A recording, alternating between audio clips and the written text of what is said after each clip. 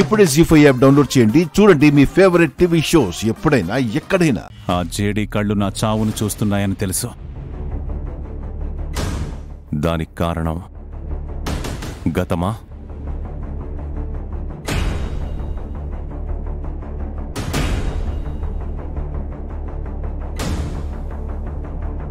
JD గురించి తెలియాలంటే ముందు నా గతానికి జేడీకి ఉన్న సంబంధం ఏంటో కనిపెట్టాలి. అసలు ఆ శివయ్యకి తనకి ఉన్న సంబంధం ఏంటో తెలియాలి. కనిపెడతా.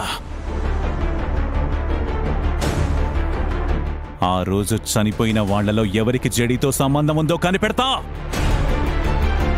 కనిపెట్టే తీరతా.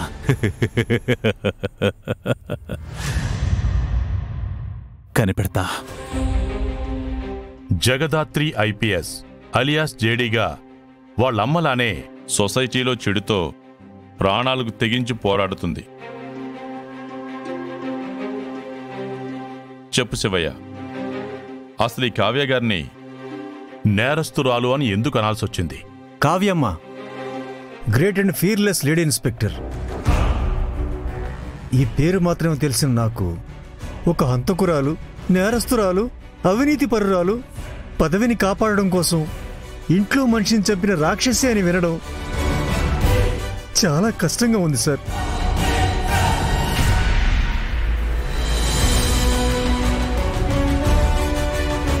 నిజంగా చాలా తప్పు చేసింది సార్ మేడం.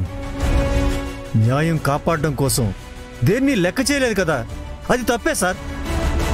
పచ్చనోటికి కాకి డ్రెస్ అమ్ముడుపోతుంటే ఆవిడ మాత్రం నీతి నిజాయితీ అని మడికట్టుకుని కూర్చుంది కదా సార్, అది తప్పే సార్. ఒక నిజాన్ని కాపాడడానికి, ఒక మృగాన్ని చట్టం ముందుకు తీసుకురావడానికి ప్రాణాలకు తెగించి డ్యూటీ చేసింది కదా సార్, అది ఇంకా పెద్ద తప్పు సార్. డిపార్ట్మెంట్నే మతం అనుకుని సేవ చేసినందుకు మా మేడంకి డిపార్ట్మెంట్ ఆవిడ చావు కూడా మోయలేని బిరుదులిచ్చింది సార్. ఎంతగానో సిన్సియర్ అని మా అందరినీ నమ్మించి గ్యాంగ్స్టర్స్తో చేతులు కలిపింది ఎస్ఐ కావ్య. ఫ్యామిలీ అని కూడా దయ కరుణ లేకుండా నారాయణ్ని సర్వీస్ రివాల్వర్తో చంపేసింది. జీపులో వెళ్తుండగా బ్రేకులు ఫెయిల్ అయ్యి కారు బ్లాస్ట్ అయి చనిపోయింది. మీరింటి నుంచి వెళ్ళాక ఆ రోజు ఏం జరిగింది మావయ్య? మీ మావయ్యని ఆపడానికి నేను మా మేడం ఇంటి నుంచి బయలుదేరామమ్మా. మీరు దీన్ని తీసుకువెళ్తే మన ఫ్యామిలీ డేంజర్లో పడ్డంతో పాటు ఇవి మీన చేతుల్లోకి వెళ్తాయి. కానీ పోలీసులను నమ్మి నేను ఈ ప్రూఫ్స్ ఇవ్వలేను.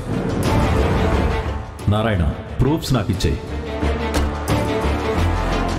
శివయ్య, అన్నయ్యని తీసుకుని త్వరగా ప్రెస్కి వెళ్ళు.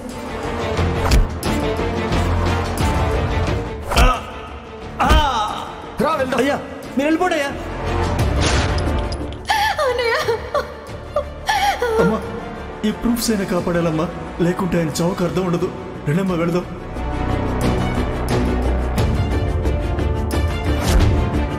అప్పుడు అమ్మగారు ఫైల్ నా చేతికిచ్చి నన్ను జీపులోంచి దించేసి ఆ ఫైల్ని ఎలా అయినా కాపాడమని చెప్పింది. నువ్వు ఈ ఫైల్ తీసుకుని వెళ్ళు. అదేంటమ్మా, మీరు కూడా రండి. ముందు వాళ్ళని మనం డైవర్ట్ చేద్దాం. మనకి ఫైల్ ముఖ్యం. ముందు నువ్వు బయలుదేరు. న్యాయాన్ని బ్రతికించమని ఆవిడ చనిపోయింది సార్.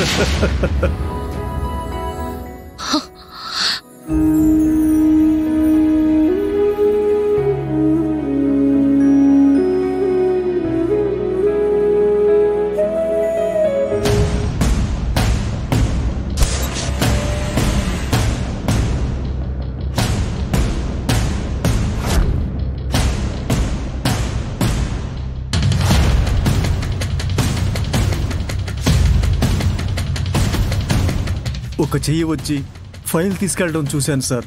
స్పృహ కోల్పోయేటప్పుడు ఆ చెయ్యి మాత్రం పోలీసుదని అర్థమైంది.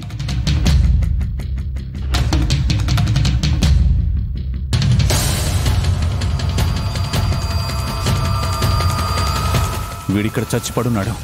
మరి ఫైల్ ఎక్కడా? హే మీనన్, మన దగ్గర అంత టైం లేదు. మీడియా వాళ్ళు ఆల్రెడీ వచ్చేస్తున్నారంట. నిన్ను నన్ను ఇక్కడ చూస్తే కథ మొత్తం బయటకు వచ్చేస్తుంది.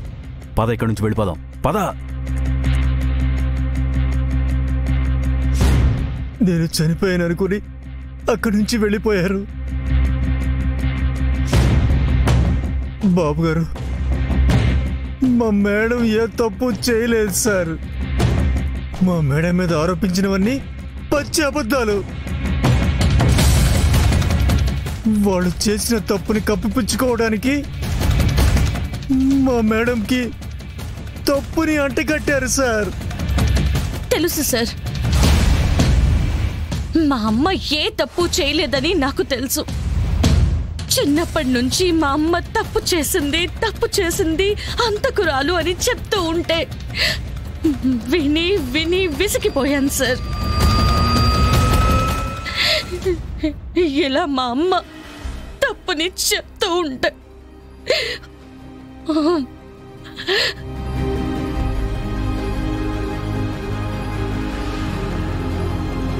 నిజం మనకి తెలిసింది కదా సార్. ఇంకా ఎందుకు ఆలస్యం? ఇప్పుడే వెళ్ళి మీ ఇంట్లో అందరికీ ఈయనతో నిజం చెప్పిద్దాం దాత్రి. మాట చెప్తే నమ్మే వాళ్ళైతే మా అమ్మనసలు అనుమానించే వాళ్లే కాదు కేదార్.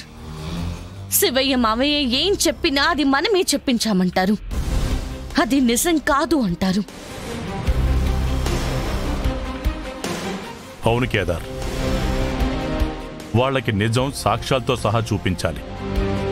ఇన్నాళ్ల ద్వేషం జగదాత్రి చెప్పినట్టు మాటతో పోదు. నిజానికి మన మధ్యలోనే ఆ ఫైల్ తీసుకెళ్లిన వాడున్నాడు సార్. వాడు దొరికితే మనకి మీనన్ దొరికినట్టే. మీనన్ దొరికితే మా అమ్మ నింద తొలగిపోయినట్టే. ఆ రోజు అక్కడి నుంచి ఆ ఫైల్ని తీసుకెళ్ళింది ఎవరో కనిపెట్టాలి. దానికంటే ముందు శివయ్య మావయ్యని జాగ్రత్తగా ఎవరికి తెలియకుండా దాచాలి. మీనన్ గన